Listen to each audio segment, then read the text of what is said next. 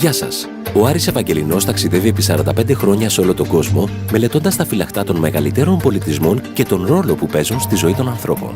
Από τα χιλιάδες φυλαχτά που ήρθε σε επαφή μαζί τους, επέλεξε 7 που θεωρούνται τα ισχυρότερα του κόσμου. Πρώτον, ο μυστηριώδης σταυρός Ankh για την υγεία μας. Δεύτερον, ο θεός Γκανέσα για την επιτυχή δημιουργία. Τρίτον, η θεά Λάξμι για την επάρκεια των χρημάτων. Τέταρτον, ο Σκαραβαίος για τις αξεπέραστες δυσκολίες. Πέμπτον, το μπλε μάτι και η παλάμη της Φατιμά για το κακό μάτι. Έκτον, Άγιος Χριστόφορος για ασφαλές ταξίδι. Έβδομον, ο μυστηριώδης δίσκος για άρρηκτη σχέση.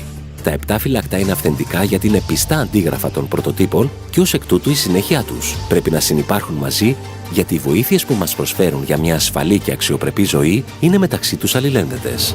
Στις μεγάλες κρίσεις και καταστροφές, ο άνθρωπος επιβιώνει με το φυλαχτό του.